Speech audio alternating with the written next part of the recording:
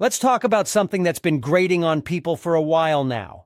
Canada's tariffs. Yes, those sneaky regulations on things like dairy, poultry, or even random everyday goods. I'm telling you, many Americans are still furious about these never-ending trade barriers, and for good reason. We used to think Canada was just this polite neighbor, right? Maple syrup, hockey, some folks with adorable accents saying sorry every other word. But let me say this loud and clear. When it comes to trade, they can be downright ruthless. Now, I know someone out there is probably rolling their eyes saying, "Come on, it's just Canada. Who needs them anyway?" Exactly. A good friend of mine has a saying, "If you play stupid games, you win stupid prizes." And that's exactly what's happening here. All this talk from Canada about protecting their dairy sector or propping up certain industries with tariffs is just going to make life more expensive for everyone on both sides of the border. Americans pay more, Canadians pay more, and ironically, the friction grows. Canada might feel cornered and punch back with new tariff measures on U.S. goods, and the cycle continues. Is that insane or what? Meanwhile, you've got some folks out there floating the wild idea of, oh, maybe Canada should just join us as the 51st state. Or you'll hear a Canadian chime in, what the heck is he talking about annexing a sovereign country over some made-up economic nonsense? Honestly, that's where I'm at too. I mean, annexation talk in 2025? Are you serious right now? It's outlandish. But that's the climate. People are aggravated, inflation's through the roof, and we're left wondering how to respond. I say, boycott. That's right, boycott these big Canadian grocery brands. Why line Canada's pockets when we've got plenty of perfectly good American-made options? Look, Canada might have some decent stuff, but do we really need any of it? If you ask me, we don't. Between the 50 states we already have, plus all our own factories, farms, and supply chains, we're more than set. Canada is practically a large extension of Montana if we're being blunt. We can handle ourselves just fine. So if you're still mad about Canada's tariffs, let's turn that anger into action. Here's the plan. Don't buy their groceries. Don't buy their snacks, cereals, or coffee. Let your wallets do the talking. And no, I'm not encouraging hatred. I'm just talking about basic economics. You might remember a trade spat from back in 2018 when the U.S. administration slapped tariffs on Canadian steel and aluminum.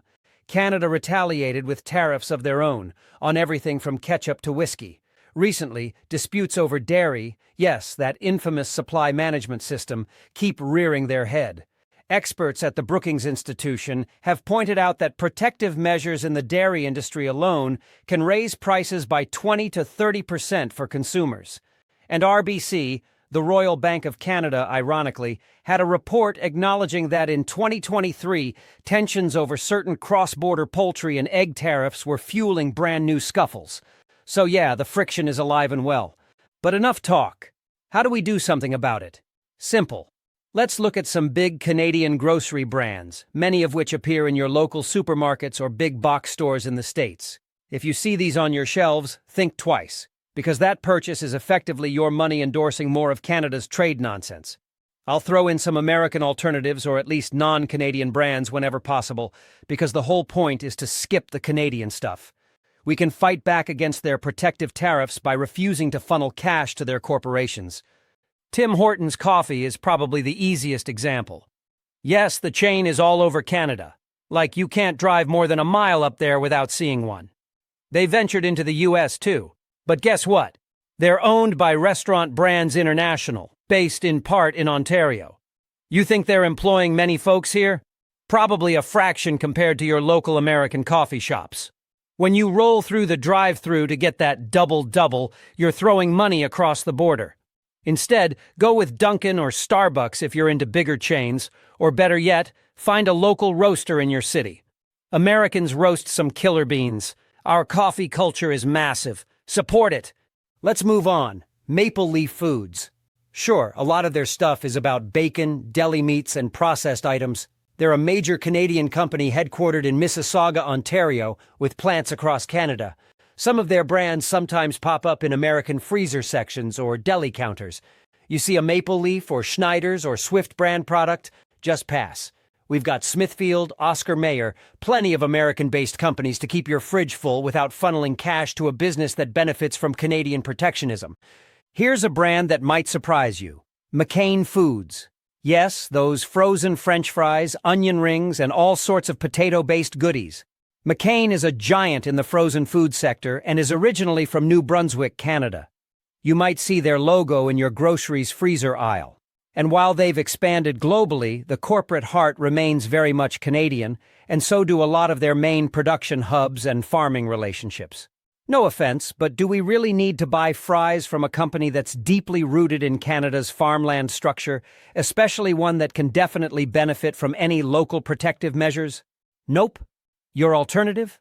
Lamb Weston is a big name in US-based fries, or you can look for store brands that you know are from stateside factories. Dare Foods is another big one. They make cookies, crackers, candy, like those maple leaf cookies or the ever-popular Whippet. Dare is based in Ontario as well. Check your pantry. You might be supporting them without even realizing it. American cookie makers, Nabisco, Pepperidge Farm, or a local bakery are out there in droves. You can easily find made-in-America cookies. You don't need Dares. Let's talk about Saputo in the dairy aisle. They're technically one of the largest dairy producers in the world, started by an Italian-Canadian family in Montreal. You might notice brand names like Armstrong Cheese or Stella in certain parts of the U.S. They also have a foothold in fluid milk, creams, specialty cheeses. With all the controversy over dairy tariffs, of all things, do you want to give your money to a conglomerate that's deeply embedded in Canada's notoriously protective dairy system? That's a pass. American alternatives are endless. Look for Sargento, Cabot, based in Vermont, Tillamook from Oregon, or basically any local brand that proudly displays Made in the USA on the label. Now you might be thinking, but wait, some of these companies hire Americans too, right? Possibly in small outposts or distribution centers, sure. But it's about the bigger message.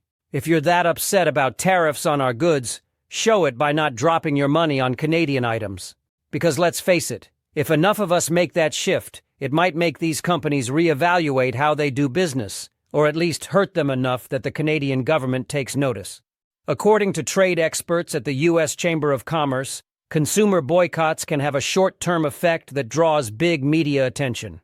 And that's half the battle, making them realize that Americans won't roll over for ongoing trade barriers and nonsense talk about the 51st state that, ironically, stirs up even more tension. The video wouldn't be complete without acknowledging something kind of outrageous, the talk about Canada being just another state. Does it feel disrespectful to Canadians? Absolutely. If any Canadians watch this, I can already hear them.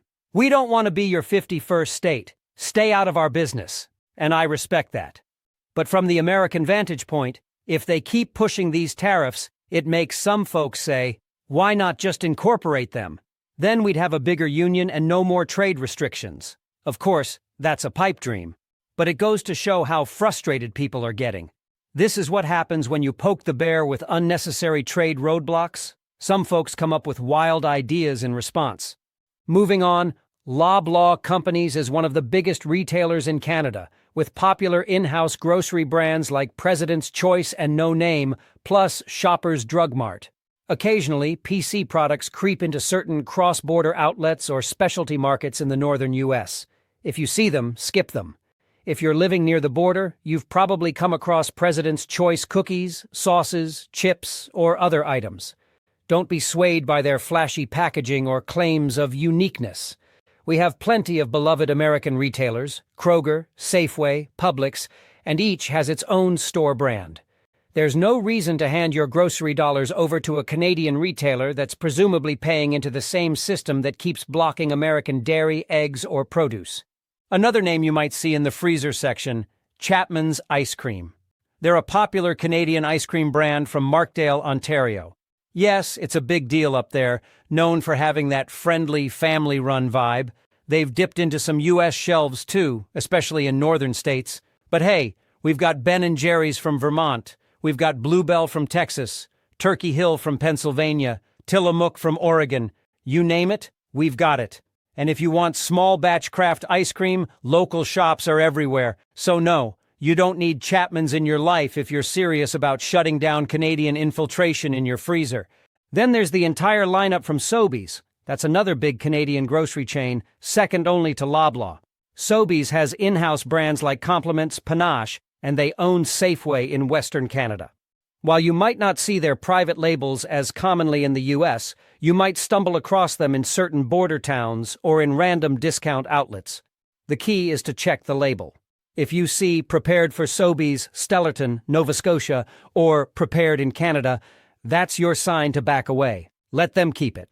We'll stick to store brands from Walmart, Target, or local American groceries. Now, some critics will say, aren't you just hurting average Canadians by boycotting brands that might keep people employed? How is that going to help anyone? Let's remember something crucial. These same Canadians are big supporters of their government's protective measures.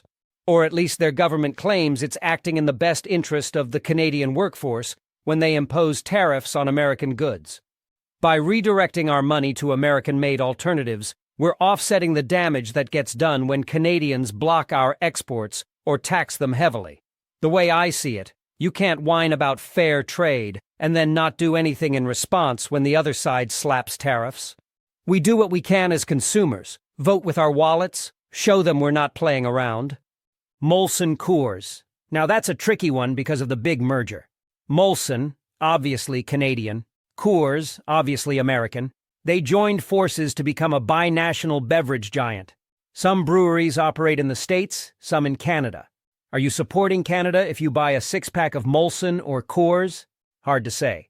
But the Molson brand specifically is as Canadian as it gets, and many of its breweries are in Canada. So if you're that adamant, stick to American-based beers. Budweiser, Miller, craft breweries from your home state, whatever.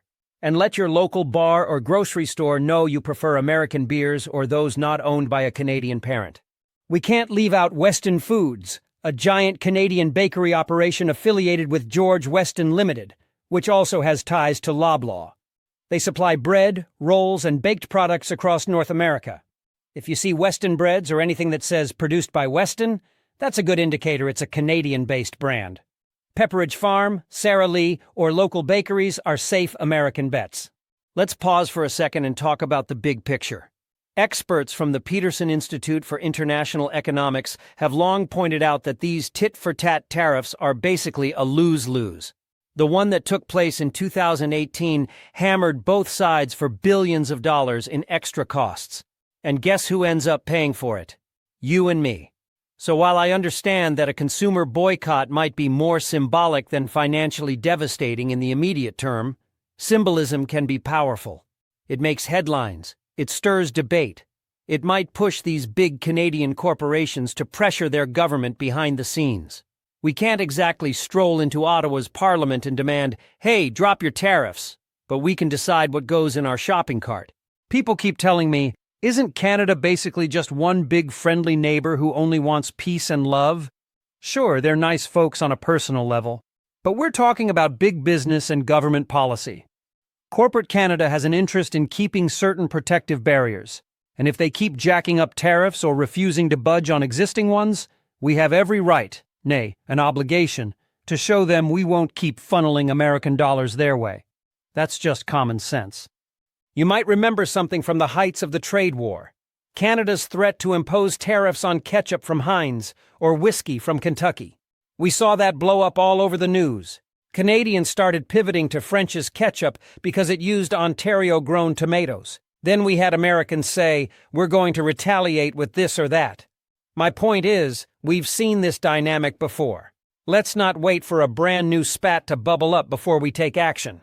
If the talk of these new or ongoing Canadian tariffs keeps going, we can show them how serious we are about not needing their stuff. McCormick Canada is another sneaky one. That's the seasoning and spice division for the Canadian marketplace. Some McCormick brand products for the American market are made in the U.S., but watch out for blends or specialty lines that might be produced in Canada. If you find a Made in Canada label from McCormick, you know it's fueling that sector up north. Stick to American seasoning brands, or find a local spice shop that sources or packages domestically. One might ask, what about the fiasco with supply-managed products, specifically Canadian cheese or poultry? That's the big one. If your grocery store carries cheese that's obviously from Ontario or Quebec, or chicken that's suspiciously from across the border, skip it. We have plenty of cheese artisans and poultry farms in the U.S. I can't emphasize that enough. We truly do not require anything from north of the border. Our cheese, our chicken, our eggs, they're second to none. And as an added bonus, that money circulates in our own economy, supporting American farmers who might be struggling themselves due to all kinds of competition and price pressures. Now let's throw in a bit about studies and data to give you the recent scoop. In 2023, the North American Competitiveness Survey from the Wilson Center found that U.S. small businesses felt the pinch from ongoing Canadian tariffs more than you'd think. A significant portion, over 40% of the small businesses surveyed, claimed they had lost prospective deals or found cross-border expansions too complicated because of those protective measures. That's real economic damage. It's not just a political sideshow. So if you feel angry about this invisible wall that's limiting trade, channel that frustration into your grocery shopping habits. And no, we're not calling for total isolationism. We do plenty of business with Canada that's mutually beneficial. Automotive parts, some electronics, you name it. But in areas like groceries, where brand choice is abundant, you can easily say no to items that hail from the Great White North. Because truly, they only work as a state. Just kidding, calm down. But for real, we don't need them for everyday grocery essentials. We can be self-sufficient right here with our wide variety of American-sourced goods. I hear the cynics. Isn't all of this talk about making Canada the 51st state just hyperbole? We can't forcibly annex them. Sure, it's tongue-in-cheek, but it underscores a point. If they're going to behave like a semi-hostile neighbor with random trade barriers, maybe we treat them less like a best buddy and more like a competitor. Or at least we do so until they come around to fairer trade terms. If that sounds harsh, blame them for turning trade negotiations into a game of cat and mouse, where we're the mouse that's constantly getting slammed with duties. Some Americans might say, "Oh, I love that brand from Canada," or "I have a nostalgic connection to it." Nostalgia doesn't pay the bills, folks. Remember, every purchase is a micro-vote for the economy you want. If you see Made in Canada or Product of Canada and you're outraged about how they handle trade, set it back on the shelf. Find something else. Odds are the next brand over is from Wisconsin or Ohio or California. Simple. Interestingly, I've read statements from a few market analysts, like those at Deloitte, that the push for more local or domestic sourcing has grown stronger, especially since the pandemic. People realized how fragile global supply chains can be. In that sense, passing on Canadian goods might align perfectly with a broader trend of Americans seeking out local or national producers for reliability. So you're not only making a statement on trade, you're also supporting that deeper movement to keep supply lines short and strong, which might help your local economy bounce back faster from any downturns. So what do we do next? Some people want to do more than just skip a product on the shelf. They want to let the store manager know or post on social media, "Hey, I'm not buying this brand because it's from Canada." That's how you raise awareness. That's how you get that symbolic wave going so companies take notice. It's the squeaky wheel approach, but squeaky wheels get the grease, as they say. Also, remember that Canadians themselves have used this tactic many times. There was a big push up there to buy Canadian only when they were mad at the U.S. about tariffs a few years ago. So let's turn the tables. Especially if we feel Canada is continuing to impose unfair or lopsided tariffs on our goods. We can adopt that same tactic. I get it. Not everything you see from Canada is inherently evil or something to run from. Some items might be neutral or even produced partly in the States. But as a general rule, if you see that maple leaf or a big "Prepared in Canada" label, just be aware. Ask yourself, do I really want to feed into the economy of a country that, as a friend of mine jokes, only pretends to be friendly while strangling certain sectors of U.S. exports? Maybe not. Let me circle back to the bigger picture. This is about leveling the playing field.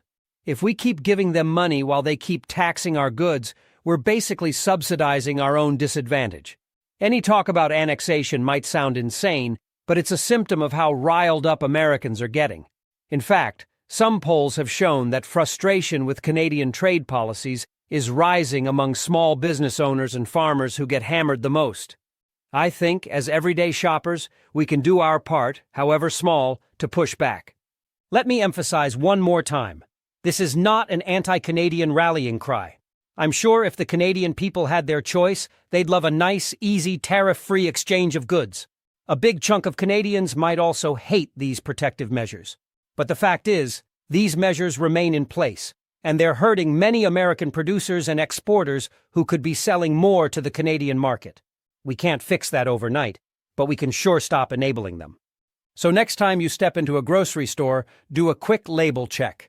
If you see the words Canada, do a double take.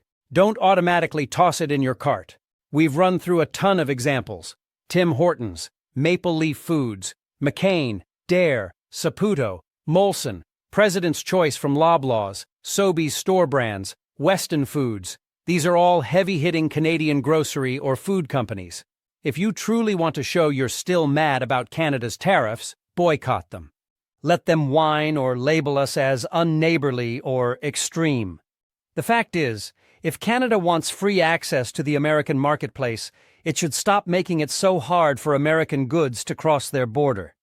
Why can Canadians enjoy our oranges from Florida or our produce from California without sky-high tariffs, but we can't get fair play on dairy or poultry going north? It's lopsided. There you have it. That's my stance. We don't need Canada. Maybe they'd make a fine 51st state if they ever wanted to join for real. But until they fix their trade approach, I don't see why we should keep padding their grocery empires with our cash. In the words of that friend of mine, when you play stupid games, you win stupid prizes. Let's not play their game. Let's buy American. Let's keep our money here, and let them figure out how to handle the consequences of lost sales. If you've got a favorite American brand you'd like to highlight, some local coffee roaster, a small batch baker, or an all-American cheese producer, shout them out in the comments. Let the rest of us know how we can replace any lingering Canadian product in our fridges. And if you have any more questions about exactly why these tariffs exist and how we can push back as consumers, let me know. I do at least one deep dive each week, and I love shining a spotlight on trade issues that affect our everyday grocery bill. Enough talk. Next time you're at the store, check the label, ditch the Canadian stuff, and let's stand up for fair trade and American jobs. Thanks for watching and listening. Don't forget to subscribe so you don't miss my next expose on how to keep your hard-earned dollars away from foreign producers who can't play by fair rules.